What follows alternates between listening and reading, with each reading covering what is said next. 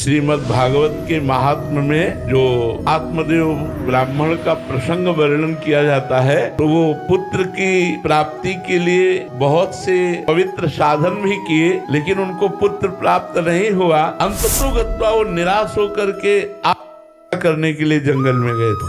दैवी योग से भगवान की कृपा से उन्हें संत मिल गए। प्रणाम किया। संत ने कहा, आप उदास क्यों दिखाई दे रहे? बोले, हमारे संतान नहीं है, सब कुछ है, सुंदर पत्नी है, वैभव है, सब है, संतान नहीं है। संतान ना होने के कारण मैंने बहुत से उपाय किए संतान प्राप्ति के, अब मैं निराश होकर के यहाँ करने आया हूँ। ऐसा जीवन किस काम का? घर में जाता हूँ सब सुना सुना नजर आता है। संत ने उनके भाग्य की रेखा को पढ़ा और कहा, 7 जन्म तक तुम्हारे प्रारब्ध में संतान नहीं है। तो उन्होंने कहा, हमें प्रारब्ध से मतलब नहीं, यदि आप संतान दे सको तो मैं जीवित रहूं, आप संतान न दे सको तो मैं शरीर पूरा करने आया हूँ, अभी आपके सामने ही कर लूंगा। संत ने कहा, ये तो बहुत विचित्र बात हो गई। तो लो, अपने तपोबल से एक फल प्रदान किया और कहा, यदि आपकी पत्नी ये फल पा लेंगी तो बड़ा सुशील सद्गुण संपन्न भगवान का प्रिय भक्त प्रकट होगा। बड़े प्रसन्न हुए। देखो प्रारब्ध का खेल। फल लेकर के आए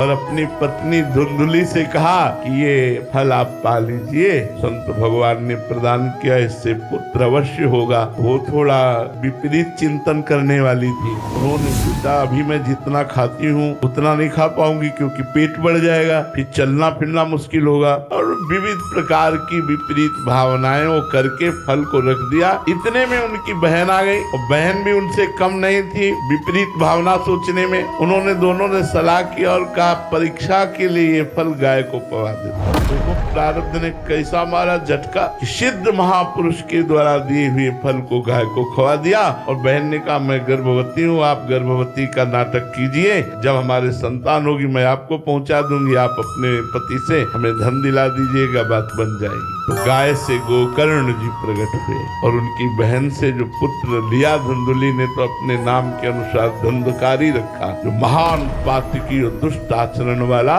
जिसके लिए श्रीमद् भागवत का श्रवण गोकर्ण जी ने कराकर और उसे मुक्त किया। तो इस प्रसंग से पता चलता है कि संत भगवान ने तो प्रारब्ध बदलने की पूरी चेष्टा की, लेकिन क्या बदला? क्या प्रारब्ध ज्यों का त्यों रहा। धुंधुली का गर्भ में कोई भी संतान नहीं आई, और वो फल गाय को नहीं, तो अगर पा लेती तो पक्का संतान होती, क्योंकि वो संत के द्वारा दिया हुआ फल वो निष्फल नहीं जाता।